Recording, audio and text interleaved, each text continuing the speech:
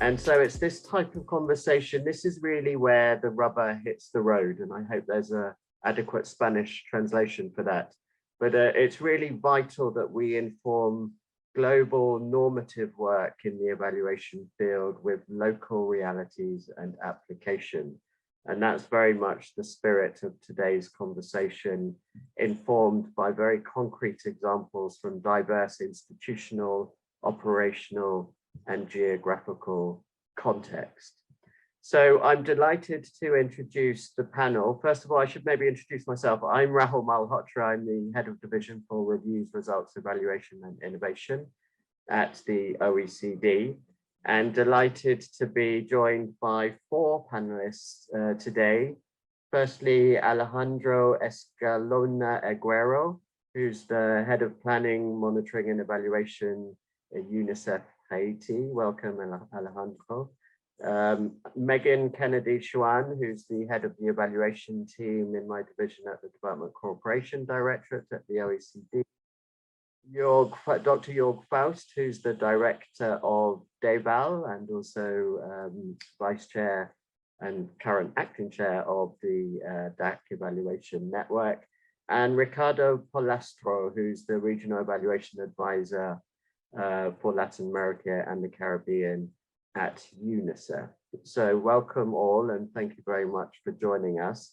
The format today is I'm going to ask 4 questions of the panelists, and they're going to respond with very snappy 2-minute responses. We really want to we want to get an essence of what they say, but we also want to be able to have some discussion at the end. And in that spirit, I would invite all of you to store up questions, but also to post any questions or thoughts or reflections or resources in the Q&A function in Zoom.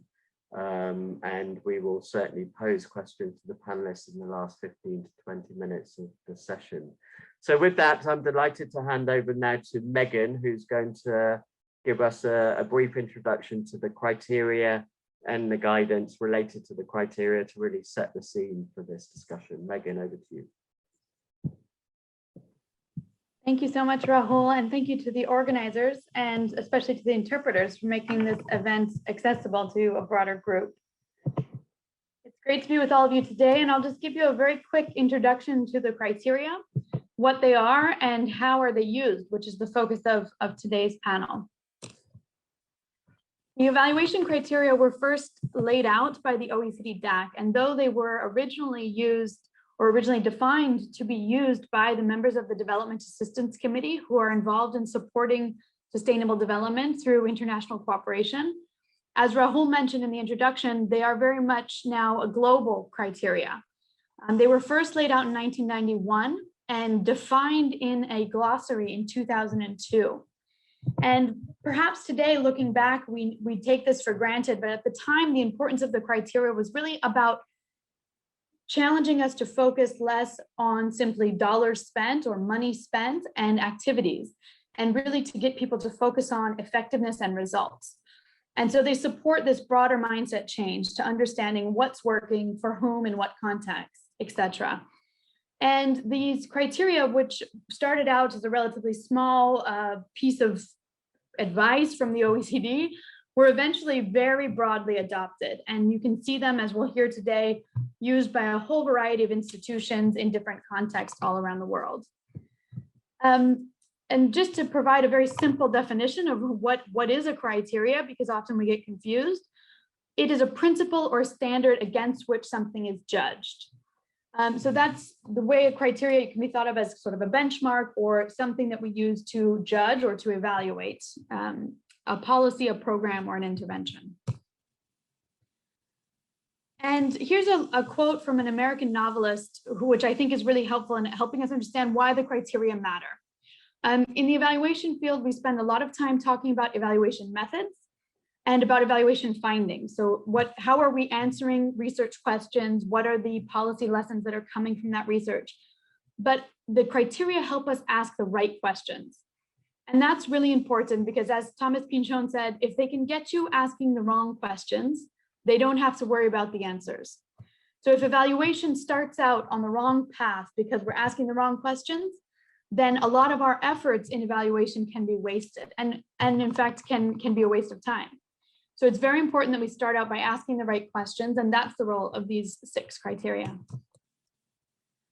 One of the key lessons from the broad global consultation that went into updating the criteria in 2019 was that we needed to focus more on how people use the criteria in their institutions.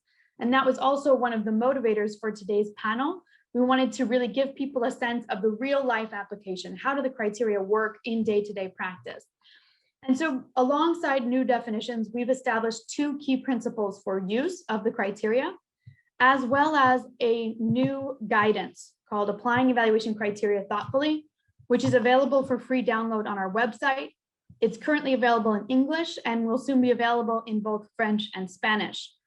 It goes into much more detail about each of the concepts of the 6 criteria, as well as these 2 principles. Now, the 2 principles are quite simple, really.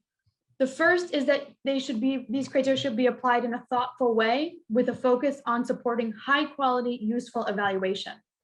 And for that, that means that they should be contextualized to the individual evaluation, to the thing that we're evaluating, whether that's a policy or a program, a project, and to the intervention and to the stakeholders that are involved, both in the evaluation, but also in the intervention itself.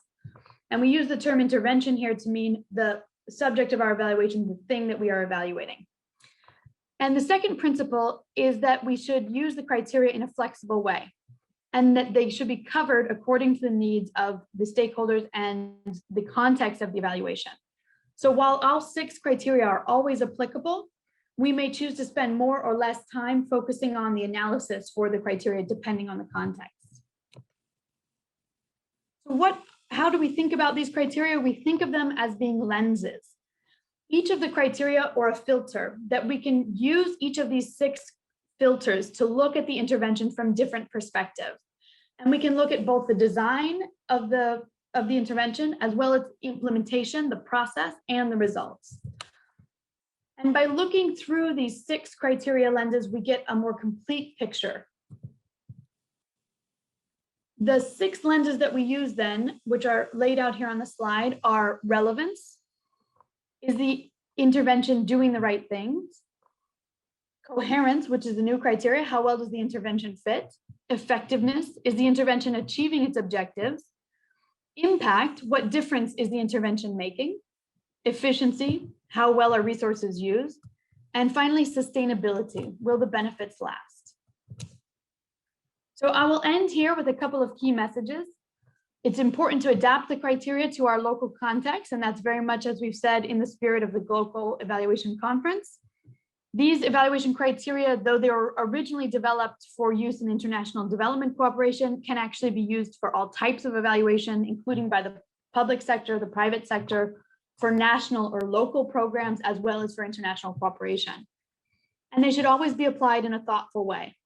And finally, I'd like to close by saying that we count on all of you in the international evaluation community to take these criteria on board and to use them in ways that are useful to you. The criteria are just one small part of the broader wealth of norms, principles, and standards that guide evaluation practice today. And so we hope that these 6 new definitions and the guidance will be helpful to you. And we look forward to hearing from all of you as we continue to learn and adjust how we're using the criteria and improve evaluation practice overall. Thank you so much.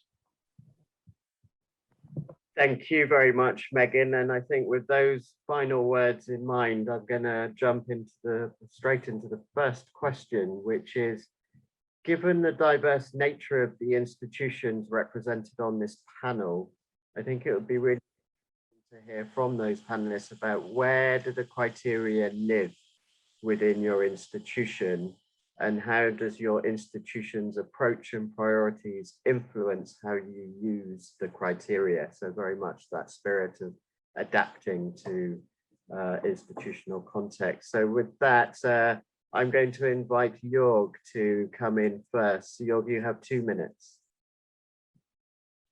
Okay, thank you. Let me perhaps first echo the usefulness which was highlighted by Megan before. I think the reformed criteria really present a global public good for development evaluation. And they are also kind of reformed, but not a transformed endeavor, because I think it is important to have them to have a certain degree of recognition with regard to the older criteria. So basically, they fulfill a reference function, yeah, which has provided the global evaluation community with a very, very good framework. Yeah. The second issue why I think they are so important is that they provide an incentive function, which has been developed by the criteria to design and implement development interventions along those criteria, which tackle the most important success issues of development effectiveness. And given that they are comparable and they make project evaluations, at least to a certain level, comparable, they also boost the learning function of evaluation through the possibility of aggregating and thereafter disseminating knowledge. And finally, I think now with the coherence criteria also being part of this club of 6 criteria, there is a really in-depth function of this criteria catalog, which enables evaluators to take a really comprehensive look at their subject. Now, with regard to the use of the criteria here at DEVAL, there is also an obvious tension between standardization and flexibility in the use of the criteria. At DEVAL, for instance,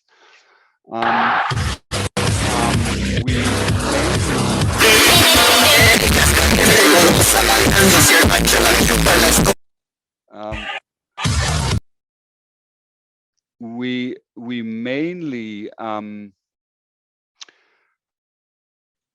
do strategic evaluations, and given that our strategic, more encompassing evaluations have a somehow unique topic, yeah, they are very different to each others. They are difficult to compare, and therefore we have really carefully to think about how to use each criteria for a specific evaluation topic. Now, to give you an example for this argument is that, for instance, for an institutional evaluation, where we take a look at the entire development organization, we will have to take a different approach than compared to an evaluation which looks as a certain instrument of development finance, such as structured funds or cash transfers, where we look more specifically at the impact criterion. So I think while I'm very much in favor of standardizing the use of criteria in project evaluations, in narrow project evaluations, I think that strategic evaluations need more flexibility. And in some cases, it makes sense to restrict the evaluative work to a selected or to a reduced number of the criteria. For instance, if we do a portfolio analysis, yeah, then the criteria of relevance and coherence are probably the most important ones, and we will have to focus on those criteria. While in the case where we do a systematic review, which aggregates evidence from many rigorous impact evaluations, it might make more sense to focus on and effectiveness. So basically, in our case, we really take advantage of the openness of the criteria to really define or to use the criteria along the specific topic of the evaluation. And I stop here. Thank you. Thank you very much, Jörg. That was very useful and interesting. Okay, Ricardo, the same question to you. Give us a UNICEF perspective on how you've embedded and adapted the criteria. Thank you, Raul, and thanks again for the invitation to participate in the event. So at UNICEF and also throughout the United Nations, the criteria are embedded in the United Nations Evaluation Group norms and standards. That means that they apply to all the UN agencies, be funds or program, across the board. Now, there is a common definition of evaluation where the criteria are listed. These then translate into the evaluation policies of the different agencies, and then are rolled out according to how the evaluation function is structured within the UN agency itself. In UNICEF, we have an evaluation which is structured at the global, regional, and country office level. At the regional and country office level, 95% of the evaluation function work is held. That means that the evaluations are mainly done at the decentralized level, contrary to bilateral donors, which have a central evaluation function. Now, what does this mean? That means it brings the evaluation criteria to where the heartbeat is of the organization, mainly where operations are. And the criteria are very fundamental in that sense because, yes, they do provide a framework, but definitions are very important because they're very different interpretations among both right holders and duty bearers of what is relevance, what is effectiveness, and what is sustainability. It's quite interesting to see then how does the Paris Declaration or Busan translate and trickle down, because there some governments really do call for having national results frameworks and link the evaluation function to governance. We apply it throughout the spectrum of what we evaluate, be it from smaller units of analysis, which are at the project level, to system-wide evaluations, say the whole response to a crisis, be it the Haiti earthquake, be it the Pakistan floods back in 2010, or as we can see now in the Global Evaluation Coalition around COVID. We use them to develop the TOR, to quality assure inception reports too, to have a standardized approach and to be also consistent with what the framework helps us to do. Now, do we use them more for learning or for accountability? I do think it's on both sides of the spectrum. It depends a little bit where we put the balance and what the purpose of the evaluation is for. But this provides us an overall compass which helps us navigate an evaluation process, but also have consistency in the way we evaluate across the organization. Over to you, Will. Thank you, Ricardo. Thank you for that whistle-stop tour of the UN's approach to embedding the criteria. Very useful. Megan, we're going to round off this question with you to give us a bit of a sort of overview of a DAC perspective. Yes, great. So I'll just come in with two examples of how the evaluation criteria are used in institutions. One is from the OECD Development Assistance Committee member of Austria, who has an evaluation policy that defines the role of evaluation and its function within the institution. And there they've included the 6 criteria, as well as some specification of how they should be interpreted in the context of Austrian development cooperation.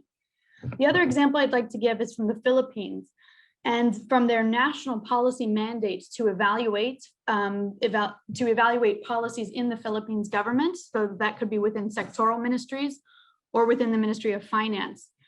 And there they also reference explicitly these criteria and encourage these criteria should guide all evaluations that are being conducted in the Philippines national context. So those are the two examples I'll give. And if I may, I'll just let you know that we are working with the organizers. We don't have any reason to believe that you would be exposed to any issues with the hacking of the Zoom. But we are kicking people out. And if we kick you out, we will make the recording available to you separately so that we can record the event without disturbance. And apologies. Thanks. Thank you, Megan. Okay, great. So with that institutional background in mind, I want to ask Ricardo and Jörg a further question at a more operational level. So, and that question is, how do you ensure consistency in use of the criteria and at the same time adapt the criteria to each evaluation and context? Ricardo. Thank you, Raul. So basically, we do use the criteria, you know, basically from humanitarian response to more development or nexus kind of orientation. So we really use it across the spectrum. That's on one end. Now we do pick and choose what criteria according to the context of what we are evaluating, because under a humanitarian crisis, we'll then go and use the LNAP definitions around connectedness, you know, which are not part of the OECD-DAC criteria, but we tend to apply them according to the context. If it's a migration or a climate crisis, or if we're going to work on social policy, on social protection, if we're going to work on education, or violence against children, we're going to use a set of different criteria across the board. There are some that we use more commonly, but we've been seeing the use of these criteria both in, you know, real-time evaluations, or also adaptive management reviews that we're doing right now under COVID. But also we've been working quite consistently with these criteria on our country program evaluations, which are mandatory. So that's looking at the whole interventions in the 180 countries where we operate, and these are mandatory according to the policy. Now, with these criteria, as I was telling you before, we do ensure that these are consistently applied through the TOR. And sometimes in the TOR, we use your definitions as a basis that then we adapt to the object that we are evaluating in the context. So it is a basis then to formulate also the evaluation questions. Now, in COVID, what we've done, we've looked very much into the effectiveness in this first year of COVID. We've looked also into coherence. We've looked into those dimensions. And this has provided an overall framework to look at interventions in quite fast changing contexts, such as the Venezuelan context, but also in Brazil, where we have a major crisis in the region. The other dimension that we're looking also with these criteria, we're looking also at the human rights-based approach. So we discuss the criteria with the different stakeholders, be the national government with who we're working, be it with the donors, which are funding part of our interventions, be it with the affected population, so that we then understand the different stakes of the different stakeholders and can orient an evaluation which is useful, and that then also empowers and yields the desired results of the different stakeholders. Over to you. Excellent. Thank you, Ricardo. And we'll certainly deep dive into a COVID question at the end as well in relation to how we've used and adapted the criteria for COVID. And very interesting, the point there on human rights-based approach, and be very interested in, from participants, their experiences of weaving in a human rights-based approach into the criteria perspective. Jörg, same question to you.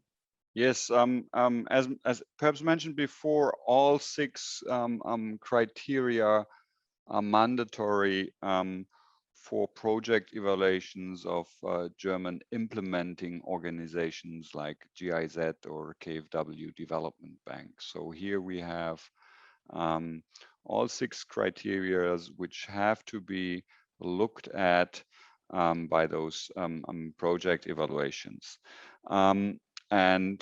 Based on the OECD guidelines, the ministry or the responsible ministry for development evaluation has created an additional adaptation on how to use those criteria in the German context, which is supposed to allow for the necessary standardization on the one hand, but also for the necessary flexibility in the use of single criteria to adopt to the evaluation topic.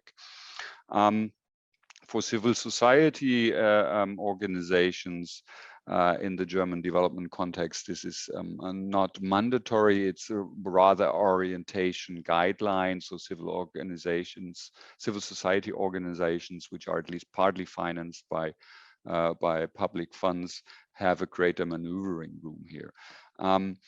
What I think which will accompany us in the coming years is still the challenge of how to make project evaluations comparable in a way that you can aggregate to the findings of single evaluations to a more macro level.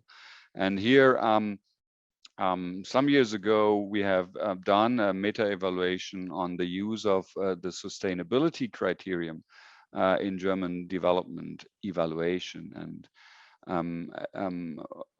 what we found, among other things, was exactly that the criteria was used in many different ways with regard on what to analyze in the single project evaluations, and the diversity of the use made it really difficult then to draw overarching lessons from project evaluations about the sustainability of German development cooperation, or about influencing factors on the sustainability of single evaluation of single projects.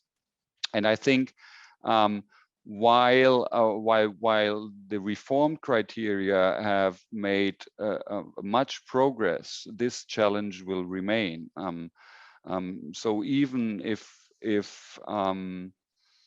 the criteria give substantial flexibility to adapt to single topics, at the end of the day, there will be a challenge on how to aggregate the results of single evaluations to a higher macro level. And I'm very much looking forward to meta evaluations in the coming years, which will tackle this issue and which will then show in how far a new generation of project evaluations will be more comparable. And a final issue, what I already mentioned, I think that in more aggregate and more strategic evaluation, there should be a maneuvering room for selecting a reduced number of criteria which are of particular importance for a given strategic evaluation. Thank you. Excellent. Thank you, Jörg. And yeah, very, very interested if anyone in the audience would like to reflect on that comparability challenge and how you navigate that within your own institutions. But also more broadly, please do, participants, please do keep reflecting on questions and comments in the Q&A, and we will pose those to the panelists at the end. So I want to now move on to the third question, which is for each of the four of you. And the question is, we know that as Jörg was saying, the criteria were not completely overhauled, but there were some new elements, and particularly the new criterion on coherence was new, but also a sort of increased and renewed emphasis on transformative effects and differential results.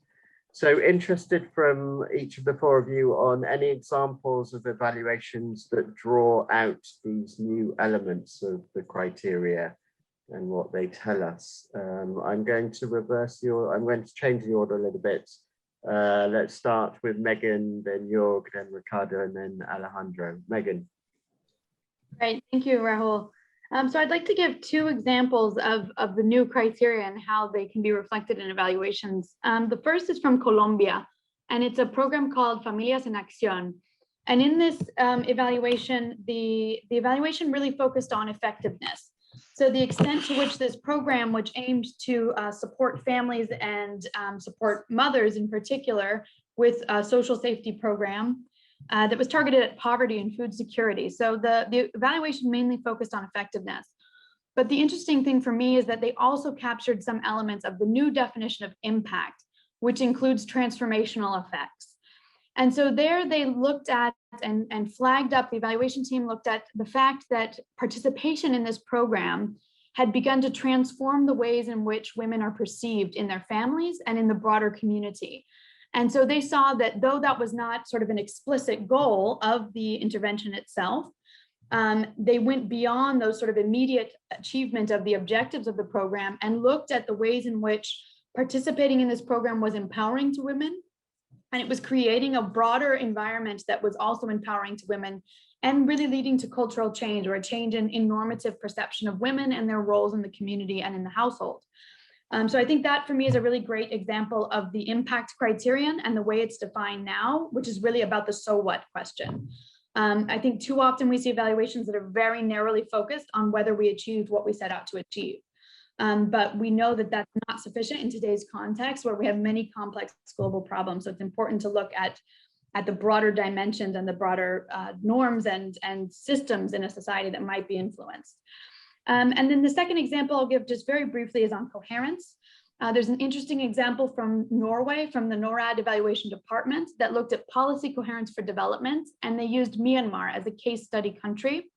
And there they looked at how different Norwegian interests, whether that's from the Ministry of Foreign Affairs, from the Development Cooperation of Norway, or from the business interest of the Norwegian private sector, had different interests in Myanmar and how those played out. And sometimes that they saw there were really trade-offs between the different objectives that different Norwegian actors had, for example, in relation to mineral resources and trade promotion, as well as the issues around peace building in Myanmar. So that's another example. I'll put the link in the chat, but an example of how evaluations have already begun to look at coherence. Thanks.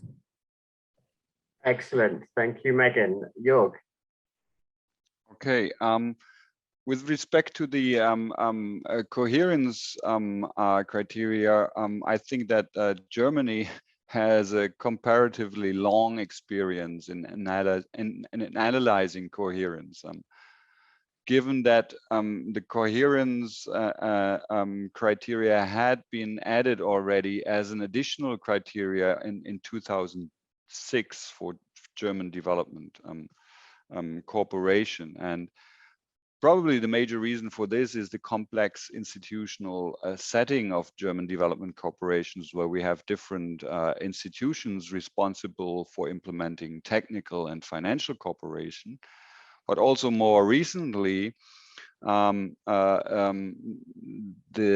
importance of the coherence criteria in German cooperation might have further increased, given that there is nowadays a certain diversity of ministries responsible for the development interventions. So there is not only the development ministry anymore, but there is also the environment and the foreign ministries, which also spend ODA resources. And then obviously it becomes more relevant to ask the question of coherence here in a particular German context, given the increasing complexity of German country portfolios in a given partner country.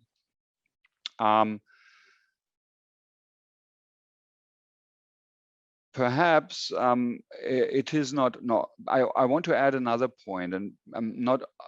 This is about that coherence is very important.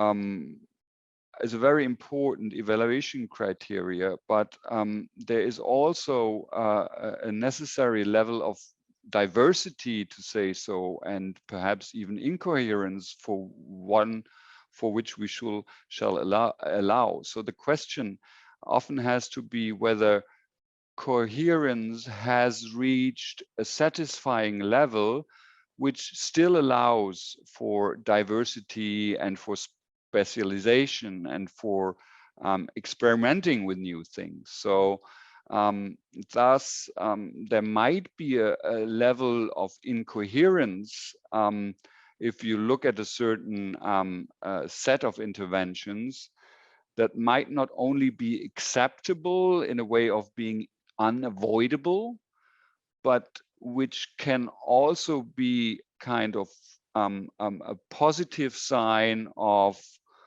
experimentation and even a source of innovation. So I think if one looks at this level of at the coherence criteria, one might also think about the potential of at least a certain level of incoherence for innovation. Thank you. Excellent point. Thank you, Jörg. And I think that point also speaks to, I mean, one issue around the interlinkages between the 6 criteria and the fact that these are not discrete sort of buckets of issues. But secondly, Megan's point about not letting the criteria straight jacket us too much. And I think that speaks to your point on coherence. I'm going to hand over to Ricardo and then Alejandro. Ricardo. Thanks. So I'll also go on coherence, and I'll take as a unit of analysis our country program evaluations, which, as I was mentioning before, are now mandatory throughout the organization. If we are in crisis context in every cycle, so meaning every 3 to 5 years, and in a more stable context every 2. So basically, coherence allows us to do 2 things as a criteria. It looks at both the internal kind of dimension, but also the external one.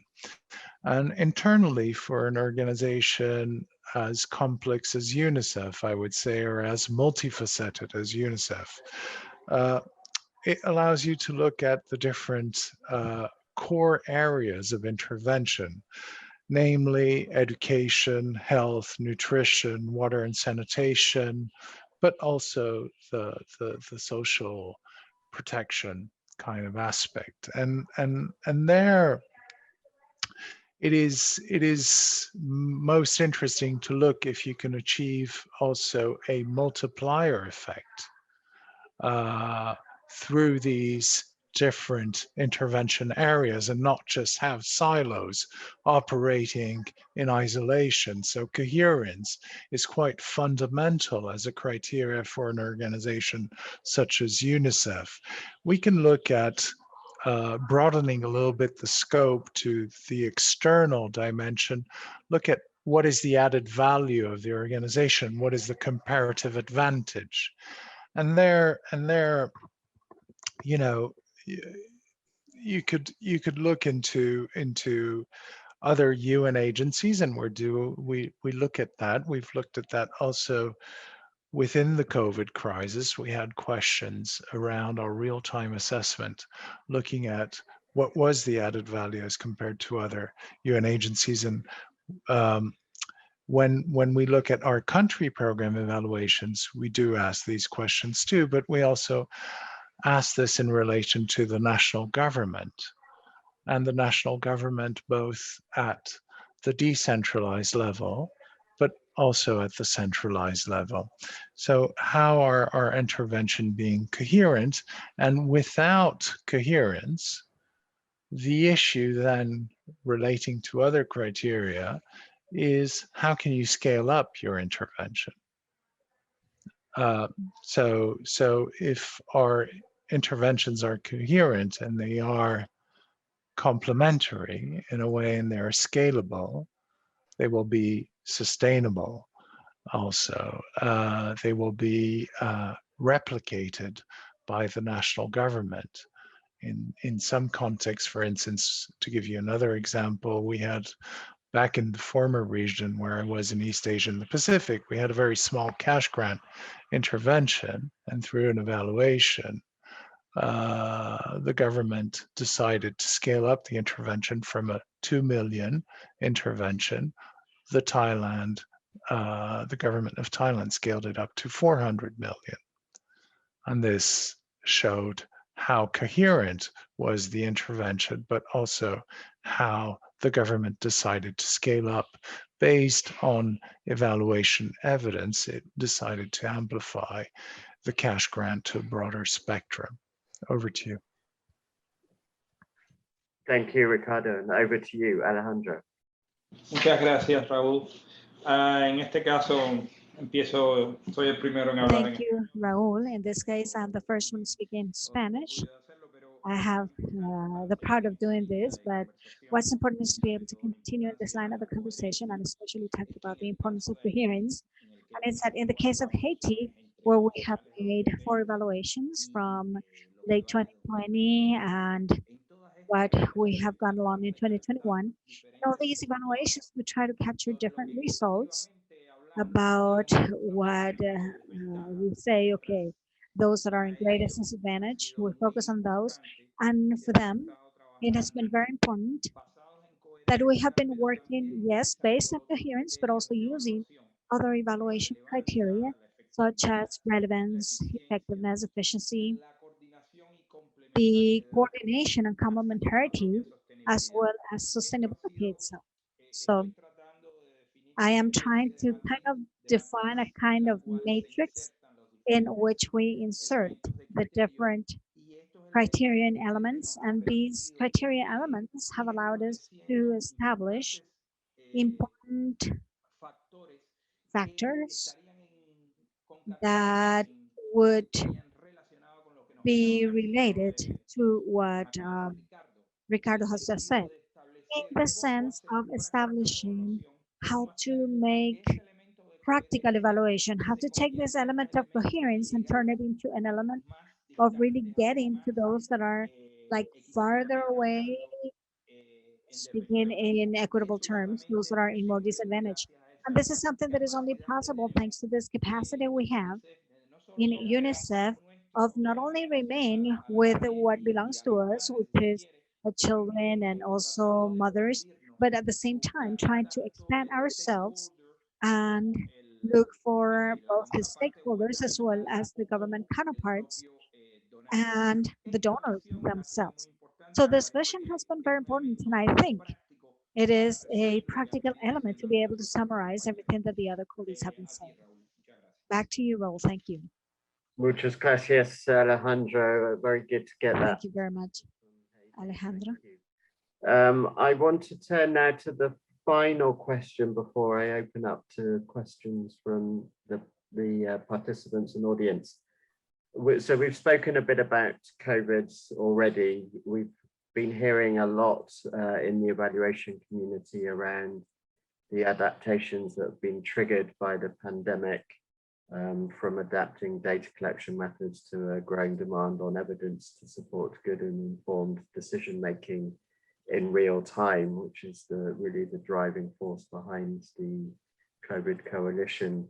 But interested to hear from your individual perspectives and institutional perspectives about how the COVID context specifically has affected how you use the criteria, or how you interpret the criteria in relation to COVID. That's a real stress test for all of our norms and standards. So interested to get your views on this in relation to the evaluation criteria. Let me start with Ricardo and then Alejandro. Ricardo, please.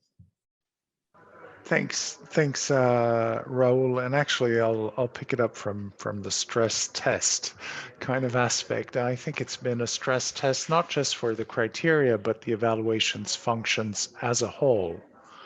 And this has been very marked, I think, throughout the development spectrum. Bilaterals have contracted the number of evaluations, so bilateral donors have really diminished the number of evaluations ongoing. Multilaterals also have had a lot of questioning.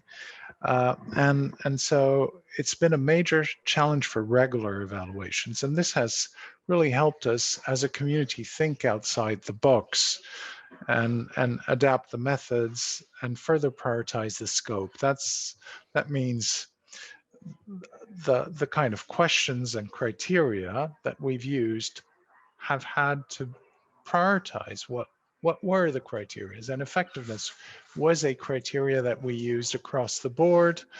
But we looked also into coherence in our real-time assessment, but we also looked into adaptation as a criteria. How much has UNICEF adapted? And we've done this, for instance, in this region, in the real-time assessment that we've done in Venezuela, in Argentina, and El Salvador and Dominican Republic. Now we're doing it also as part of our country program evaluation in Brazil right now. We're looking into COVID, and we're looking at the prioritization again of the effectiveness dimension on our response to COVID as such. Now, the thing is, how can country offices ensure that their response to COVID-19 is anchored coherently within its longer term program? So you really need to see the coherence and not as a deviation of a crisis, because COVID has been a bit of an overhaul on regular programming modalities.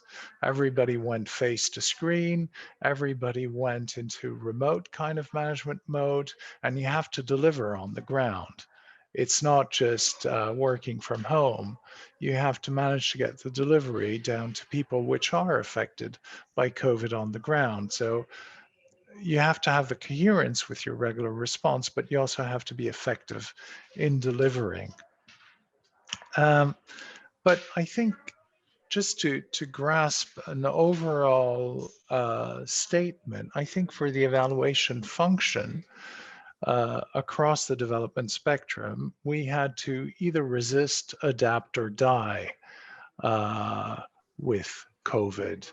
And that means that it's been a blow for ritualistic kind of evaluations, where that kind of tick the box mentality prevails, while others which have embraced this as an opportunity, and so a more learning oriented evaluation, prioritizing the criteria and questions which allow the organization to reposition itself, have managed, to retool and anchor the function quite deeply when it was interrogated throughout the organization. We've done this across all the 7 regions where we operate, and within the UN now there is an effort to do jointly an inter agency evaluation. And there's also the effort right now to trigger system-wide learning following the joint evaluation we had back in the days following the Rwanda genocide and the Tsunami Evaluation Coalition, but also the coalition we had around the Haiti earthquake back in the days. Now there's a global evaluation for the COVID response, which provides us an overall framework. We will not use all the criteria of the framework. It is not a straight jacket in that sense. We need to adapt it according to the context. And we need also to see which are the questions that do make sense to the different stakeholders. Now, for the real-time assessment in the first phase, we looked at overall our response. Now we're very much interested now into looking whether the vaccines are being effective in the way they're being rolled out, if we manage to get a back to school program in a region where all schools have been shut. So we need to see whether we're managing to get governments reopen the schools on the ground. Now, Haiti is an exception, and I think Alejandro will speak to it. Last week, we were visiting Haiti, and we were seeing that schools were still operational. However, the reaction of the government to the pandemic was not as proactive as we think. There was no oxygen in the country. People were not using masks on the road. Now, what kind of interventions do you dice under those circumstances, which are then adapted to the context, relevant, and are sustainable over time when you have the whole development system that is progressively contracting and has a more supply-driven kind of modality as opposed to a more scalable and institutional level. The criteria will help us evaluate across, not just within UNICEF, but across the development system, and work more intensively to support the government in the transition. Over to Alejandro. Muchas gracias, Raúl, por Thank you recordar. very much, Raúl, for reminding me about the microphone. We had a specific case that is very basic and evident about what we're talking about right now, and it is the evaluation on children and adolescents that work domestic activities in 2017 and 2021. And this was a key evaluation in terms of how COVID-19 affected us. At the time when we were going out to the field, when the evaluators were going out to the field to gather all the necessary information, they were already doing this. And then COVID-19 hit us, and evaluators from Canada, you know how Canada is working on all this topic of the pandemic. They decided to go back to Canada, and this left us in a condition of a lot of uncertainty. However, we were able to establish coordination and communication mechanisms with the evaluator. And amidst this dilemma, let's say between March and June 2020, we established some mechanisms to be able to readapt, change, find ways of getting out of this situation, and especially be able to get to the final objective. Of course, there were some effects, the implementation of the evaluation, and in this case, evidently, an evaluation that was predestined to be a midterm evaluation eventually became the final evaluation. There was an effect in the sense of how we got to be able to analyze the effectiveness and efficiency. However, and this is the main lesson we got from this particular experience, and it is the fact that on the one hand, the regional office, and on the other hand, the country office here in Haiti, and closing this triangle, in the third place we had the evaluators, we all established mechanisms where we found ways of being more efficient and also make higher quality evaluation in terms of the results. And finally, this evaluation was concluded in late 2020, early 2021. And it was successful thanks to our capacity to reinvent, adapt, and communicate, which was the key. Communication was really the key element, and that allowed us to move forward in these difficulties. Thank you very much, Raúl. Thank you very much, Alejandro. Final intervention now from Megan on the COVID question. Megan.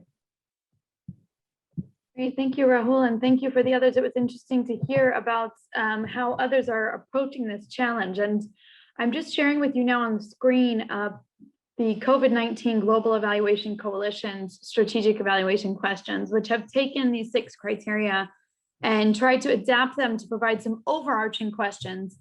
As Ricardo mentioned, of course, not every evaluation will use all of these questions, but these are the 6 questions around which we are working together across evaluators around the world to generate insights. And our hope is that, again, this is very much reflective of the role of the criteria as we've discussed today. Having these overarching shared vision of these 6 different points will help us to generate evidence that we can synthesize more readily and around which we can support learning in a more effective way. So these also flag up some of the key issues around equity and some of the elements. So under effectiveness, for example, looking at the effectiveness of response efforts, including for the most vulnerable and marginalized groups as a specific focus. But I think for me, in terms of how the pandemic has shaped, I mean, it's a shaped evaluation in so many ways, but I think it has also shaped, in particular, the criteria. I would say I would like to flag up around the criterion of relevance. I think relevance is the criteria that really jumps out to me as being needing a lot more attention and thoughtful approach. Often we see relevance is taken as kind of a tick box exercise that only looks at a donor's evaluation. You know, it looks at donor policy to say whether something's relevant. And I think COVID has really flagged up that there are trade-offs and there are different perspectives about what is most relevant, what are the priorities for different parts of a population and for different actors working together. So I think relevance really has to be brought to the fore, and we need to get much sharper in terms of how we evaluate relevance. We spoke about Haiti and the current situation there in regards to the pandemic. But of course, we know that, for example, acute malnutrition has risen by 61% in Haiti. So now suddenly you have malnutrition amongst children under the age of 5 surging to the fore as a highly relevant problem that needs to be addressed. So the relevance of your family education program or your food security program might have increased rapidly with the pandemic, whereas perhaps some other priorities around the pandemic itself and stopping the spread of the actual virus, there you have questions about the relevance. So I think it's really important to look carefully at relevance, and at what level are we looking at relevance? Is it sort of the global picture? Is it in terms of what's really affecting people's lives and impacting people's health and well-being overall? So I think that's really an important area where we as evaluators need to kind of keep digging and find out more about the relevance of different interventions and be willing to question, because a lot of times evaluations don't have a mandate. They're asked, you know, to look very narrowly at just the project that they're evaluating. And so if you tell me that you delivered very effectively, you know, a new, let's say, for example, an education program in the Haitian context, and at the same time you have children who are essentially dying of starvation, to me, then you would have some questions about the relevance of that program, which maybe those questions wouldn't have been asked 2 years ago, given the change in context. So I think it's a challenge where everything is a priority. Of course, in most of our countries all around the world, we have too many challenges to address all at once. But I do think relevance is an area that's been affected, and we should continue to analyze. Thanks. Thank you very much, Megan. That concludes the interventions, the formal interventions. I'm going to just ask a follow-up question on the COVID question before then addressing 2 specific questions in the chat. And really is for any one of you or anyone else, actually. So Ricardo, I thought very interestingly spoke about COVID being the blow for ritualistic evaluation. I guess some may mourn that and some may celebrate it. But the question I have is, you know, if we think that that's a good thing, then how do we sustain the retooling and the anchoring that you spoke of, Ricardo, beyond COVID? Do you see prospects for that? And it may be related to the criteria or beyond, but I think it's an important question about, you know, adaptations that have been given rise to in COVID. How do you sustain them beyond? And particularly in relation to what, as you described it, the ritualistic approach to evaluation. So anyone from the 4 of you want to address that, or anyone from the audience? Yeah, Ricardo, maybe you start, and then Jorg, if you wanted to come in as well. Thanks, Raul. Actually, it's a great question, and I think the it's a great opportunity for the evaluation function.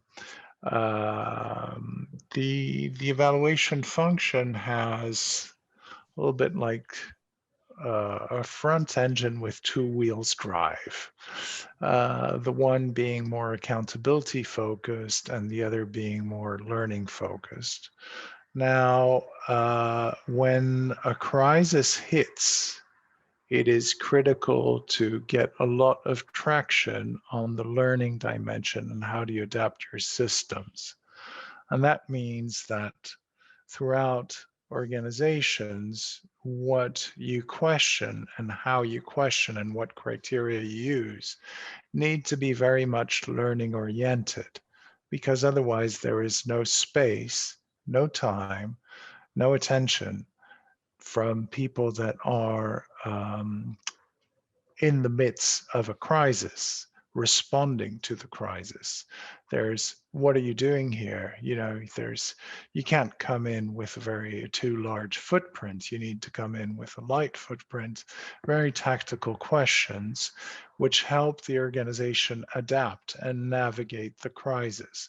That means that you need to facilitate a learning process as such, and that the evaluation function is not an enemy or an independent body which is there to count the beans, but is there to help navigate the waters. And that means that you do ask questions that help the organization evolve from a very critical situation where there is operational fog. And that means that the evaluation criteria and the selections that you use are helping senior management take decisions with very few data points. And that means that you introduce very participatory approaches and very utilization focused approaches, and where you dice the recommendations. And that's what we did back in the days. I remember almost a little bit more than a year ago with the adaptive management review we did in Bangkok with the East Asia and the Pacific Regional Office, where it was really beautiful to engage and have senior management say, let's do this. And having all the different people engage from internal, external stakeholders, but also section chiefs. And this gave the basis to launch our real-time assessment that we've done throughout the organization, and which I think is quite groundbreaking in the way it's done. We've done it with internal staff, with externals, with national consultants, but it has helped reposition the function. A lot of traditional evaluations have been delayed. A lot of compliance-driven evaluations have been put on hold because there's not so much time, and that has brought evaluation to a critical point. What is evaluation for? And how can we produce evaluation evidence which informs decision-making on very short pace? So you use iterative methods which create a learning environment, a safe learning environment, and allows the organization to evolve and go through the crisis. Otherwise, the risk is if you use very traditional approaches, the evaluation function as such is put on standby. Over to you. Thank you. Really interesting, Ricardo. And it does speak to the criteria because it also speaks to the question that Megan set out at the start about asking the right questions, including the so what question, but asking them at the right time. So I think it's critical. Jörg, did you want to come in briefly? And then I do have three. Yes. There is I think there is some need for differentiation. I think external shocks, they might produce innovations, yes, and but we also witnessed a lot of times where things bounced back to the original status after the crisis. And so I think we really have to think careful when there is place for learning, but I'm also a supporter of the accountability function. And I think if I look, for instance, at external shocks in Latin America and elsewhere, we have, one of my former lives, I've been analyzing currency crisis in Latin America, and every six or 5 or every 10 years, the similar crisis happened, and I think so there was not so much learning, because I think there was too little accountability, while I fully agree that during the midst of the crisis, you nicely named it, Ricardo, navigating the fog, I think there should be a learning focus. But then sometimes after the crisis, we have to be clear about accountability, and we have to make public spenders accountable on how they manage the crisis in order to prevent future crises. So I think if we think of a sequencing of the functions to a certain extent, so in the middle of the crisis, it's a lot about learning, yeah, navigating the fog. But then afterwards, the accountability function of evaluation can also contribute that lessons are really institutionalized in a way, and in a way of preventing future similar crises. So it's a combination of both, and probably there might be something in this sequencing argument.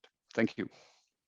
Thank you very much, Jörg. I think I've started off a whole new panel discussion, which I probably should not have. So I apologize to everyone for distracting us, but maybe we should have a panel discussion on that. I think it's a fascinating question, one that we seek to balance in relation to our own members on a daily basis around accountability and learning. So a fascinating question.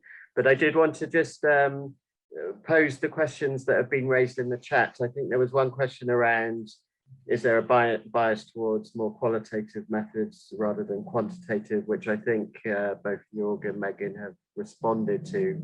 So maybe if we could just focus on the two other questions. One was around how can we use the criteria to develop national evaluation capacities, which I think is a critically important question. And the second question from Susanna around where does inclusion and equity fit in the framework of 6 criteria, which I know has been the subject of much debate and discussion, and Megan alluded to it briefly in one of her examples. But let's on those 2 questions in the remaining 5 minutes. I'm happy to maybe go around the 4 panelists. In fact, Megan, would you like to start? And then I'll go to Alejandro for any final remarks as well, and then Jörg, and then Ricardo. All right, I'd be happy to. Thank you. Thanks for those questions. Starting with the one on equity, there are several places where equity and the need to differential results across populations. And so whether that's between women and men, between people of different genders, whether that's between indigenous communities and colonial populations, you know, all of these different dimensions and intersectionality between different forms of exclusion that exist in our societies. I think this is a key element that we tried to capture in the definitions of the 6 criteria themselves. So under effectiveness, for example, we now include not just whether or not the objectives have been achieved, but also the results, including differential results across population. So that means that if our education program, even if it did not set out to address inequities in education, we as evaluators can use the definition of effectiveness to bring to the table questions about the differential results of that education program on different children and the extent to which different children are benefiting or not from our education program. So I think this is a really an empowering approach to evaluation that we do encourage evaluators to kind of take advantage of these new definitions and to use them. The effectiveness is just one example of where the issues around equality and human rights are addressed in the new criteria. And then we've also included quite a number of examples and in the new guidance. So in the new guidance on evaluating thoughtfully with the criteria. I think also that this is an area where we need to continue to explore. We were somewhat surprised by the feedback during the discussions about the criteria definitions, that many institutions, for example, are still resisting the concept that gender issues are relevant to all evaluations. So some people will say, yes, well, gender is important if I'm looking at health, but if I'm looking at an evaluation of small business loans, then gender is not relevant. So that's quite a widespread thought still today. Many people working in international developments are not taking these issues around equity on board to the programs themselves. So then it's very difficult for the evaluators to come along. We're a bit of the tail wagging the dog, trying to bring attention to these issues that really should have been incorporated from the outset. And so I think that's where, just to say also that really these criteria should be used throughout the program cycle. So they should also be used during intervention design to make sure that we're asking the right questions in the way we're setting up a program or a policy. And then just briefly on the evaluation capacity question, I'd say the criteria have really already contributed in many ways to national evaluation capacities, and I will flag up two specifically. The first is that they set out a kind of universal language, so we have a shared basis across which we can support country-led evaluations. So if Senegal is doing its own evaluation of its violence prevention in times of COVID strategy, Senegal's international partners, because Senegal uses these 6 criteria, Senegal's international partners can better understand the evaluation findings, and it also makes it much easier to extract the lessons and share those lessons with other countries. So I think the fact that we have these 6, as you said, it's debatable, but 6 relatively easy to understand concepts can help us organize the information that's coming from evaluation and share it more easily. That's one way. And the second is that these criteria, so they've provided a shared language, and 2, they have helped us articulate the role of evaluation. So the criteria in many ways help us advocate for simply saying we need more evaluations, we need more and better evaluations of all governments' interventions and others as well. So I think the evaluation are a way of sort of explaining evaluation. The criteria are a way of explaining evaluation that's really helpful to us because I think all of us who are involved in global, we support that we need to be advocating for more and better evaluation.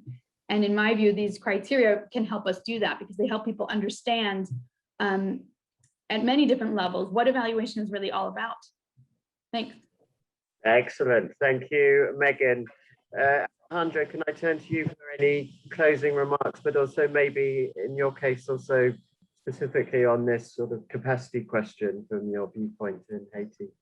Muchas gracias, Raúl. En mi caso, quería Sure, thank you very much, Raúl. In my case, I wanted to refer to a couple of elements. One of them is the importance that the evaluation should become a mechanism that would allow, in global terms, this global local combination that would allow to include into the DNA of the evaluators the importance of both equity, inclusion, and at the same time, everything that's related to gender. I mean, this is something that as workers on evaluation, we should be able to include and make it effective. So this is going to be an element that would also allow those that follow the evaluation, either the donors or the governments, or the different elements of the global community related to all the humanitarian work, to keep those 3 elements into account, the 3 elements that Mega was mentioning. And I repeat, inclusion, equity, and gender, especially in this context. And also the second comment that I had, I wanted to highlight the importance of evaluation at these times. I saw a little note that Ricardo put to everyone saying that at this time, evaluation is now, not when the COVID pandemic is over. And I think that this is a very important phrase from this event we're having today. Why? Because as long as we are capable to readapt into conceiving and visualizing the importance of evaluation, then we're going to be able to make a revolution in all the terms of society, in terms of improving as a society. Because if there is something that COVID-19 has demonstrated is that we really need to change as human beings. And I think that the evaluation has a very important role in that effort. Thank you very much. Thank you, Alejandro. Jorg. Yes, I just want to echo what Megan has said. I think the criteria can really play an important communication role for evaluation capacity development, because they are a very intuitive way of explaining to someone outside evaluation what matters across all interventions for the success of the intervention. So relevance, impact, effectiveness, efficiency, these are very easy things to explain at a first superficial level, and then you can kind of you have thrown your bait, as a fisherman would say, and then you can explain that in order to answer those criteria related questions, you need evaluation, and therefore I think beyond their technical value for the evaluation community, they have a very, very important function, a reference function, which connects policy making, implementation with the area of evaluation. And I think there is the entry point which can make evaluation more important, and which then creates also an important demand for evaluation capacity development. Thank you. Thank you very much, Jorg. Ricardo, final word to you. Thanks. And so let me take first the national evaluation capacity development element, and that goes, I agree, it gives, the criteria do provide a common understanding. But there's more than that. Now that we are in a SDG era, there's also a shift from, let's say, the donor-led evaluations nowadays to the country-led evaluations. So I do think in terms of national evaluation capacity, you do have a good basis with having commonly agreed criteria which are going and are being used by national governments, be them low, middle, or high-income countries. But to achieve transformation, we should not stop in terms of national evaluation capacity development just by working on an agreement of a set of criteria. We need to work on national evaluation capacities and national evaluation systems. National evaluation capacities are individual or institutional. You know, it's quite multidimensional and organizational also. And the systems, I think, as development partners, we have a duty to come together, and not just the bilaterals and the multilaterals, to strengthen national evaluation systems so that national governments can then link their policies to the budgets and use evaluation as a governance function. That is our duty as development partners. And that's where we should not limit ourselves just to the criteria.